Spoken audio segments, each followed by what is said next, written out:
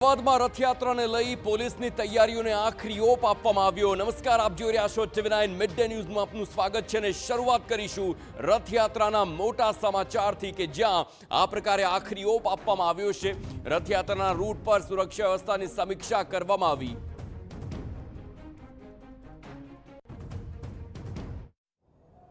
GPS CCTV અને decibel મીટરો લગાડવામાં આવ્યા છે જેથી કોઈ બી હાથીને કોઈ બી પ્રકારની તકલીફ ના પડે તેવી વ્યવસ્થાઓ કરવામાં પ્રયત્ન કર્યો છે।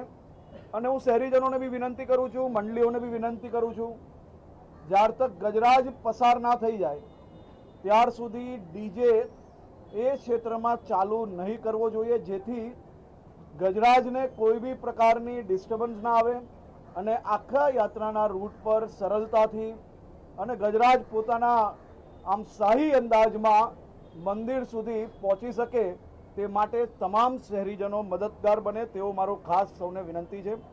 100થી વધુ ડ્રોન દ્વારા લાઈવ સર્વેલન્સ કરવામાં આવશે। વર્ચ્યુઅલ રિયાલિટી અને મોનિટરિંગ અને 3D મેપિંગનો બી આ રથયાત્રામાં ઉપયોગ કરવામાં આવ્યો છે। અનધિકૃત ડ્રોનને નિષ્ક્રિય કરવા માટે એન્ટી ડ્રોન ગન સિસ્ટમનો બી ઉપયોગ કરવામાં આવશે। સોશિયલ મીડિયા અને ડાર્ક વેબ પર એઆઈની મદદથી સાયબર ક્રાઇમ દ્વારા ચાંપતી નજર છે। અખાડા અને ટ્રકોનું જીપીએસ ટ્રેકિંગ માટે બી વ્યવસ્થા કરવામાં આવી છે। 1000 બોડી વન કેમેરાનો બી ઉપયોગ થશે। હાઈટેક વાયરલેસ સિસ્ટમનો બી આ વખતે ઉપયોગ કરવામાં આવી રહ્યો છે। એઆઈ વોઇસ બોટથી પોલીસ કર્મચારીઓનું ડ્યુટી મેનેજમેન્ટ બી આ રથયાત્રામાં કરવામાં આવ્યું છે। આધુનિક ટેકનોલોજી અને 30,000થી વધુ જવાનોનું સુદૃઢ આયોજન સાથે પોલીસ પ્રશાસન સંપૂર્ણ સજ્જ છે। 16 જુલાઈએ વહેલી સવારે 4 કલાકે દેશના માનનીય કેન્દ્રીય ગૃહમંત્રી આદરણીય શ્રી અમિતભાઈ શાહ મંગલા આરતીમાં વિશેષ ઉપસ્થિત રહેશે। વર્ષો વર્ષથી એમની આ પરંપરા છે અને આ વર્ષે બી મંગલા આરતી માટે ખાસ એ પધારશે। પરંપરા મુજબ સવારે 7 કલાકે રાજ્યના યશસ્વી મુખ્યમંત્રી શ્રી ભૂપેન્દ્રભાઈ પટેલની આગેવાનીમાં અમે પહિંદ વિધિ કરી રથયાત્રાનો શુભારંભ કરાવીશું।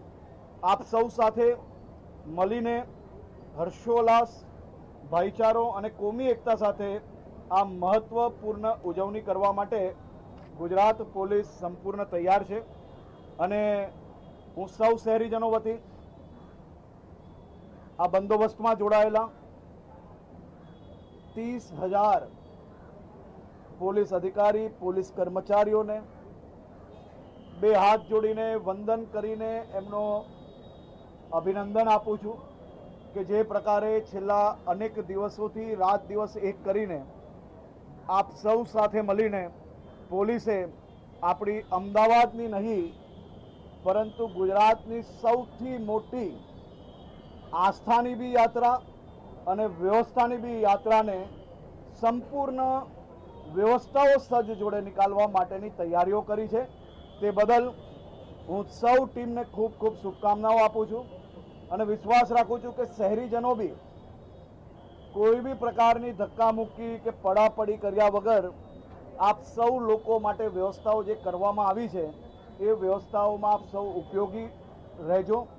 સાથે સાથે જે તૂટેલી કે કોઈ બી ઇમારત જે ભયજનક હોય, જેની બહાર બોર્ડ માર્યા હોય, એ ભયજનક ઇમારતની નજીકમાં ઊભા રહેવાનું ટાળજો। ત્યાં કોઈ વ્યક્તિ ના દેખાય તો કોણ જોવાનું છે ને કંઈ નથી થવાનું અને છત પર એટલે કે ઢાબે ચડવાની કોઈ બી પ્રકારે કોશિશ નહીં કરતા। એ ખૂબ જ ભયજનક ઇમારત હોવાથી આ પ્રકારના બોર્ડ માર્યા છે। આપ સૌ લોકો સહયોગ કરશો એવી આશા। જય જગન્નાથ। गुजरात की सबसे बड़ी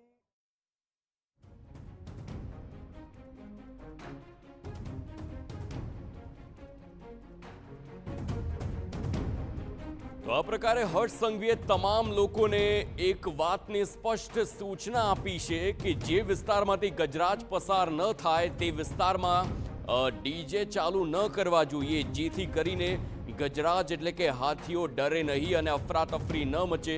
ગત વર્ષની આખો જે ઇન્સિડન્ટ કે જે કોઈ પણ ન ભૂલી શકે, ચાલુ રથયાત્રામાં ખાડિયા વિસ્તારમાં ગજરાજ અચાનક જ ભડક્યા હતા અને દોડાદોડી થઈ હતી. અને જ્યારે તેનું કારણ શોધવામાં આવ્યું તો સૌથી મોટું કારણ ડીજેનો ઘોંઘાટ હતો.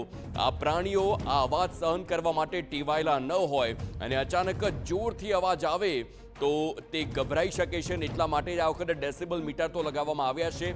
પરંતુ પહેલી જવાબદારી આપણી બને છે કે જ્યાં સુધી ગજરાજ પસાર ન થાય ત્યાં સુધી ડીજે શરૂ ન કરવા જોઈએ.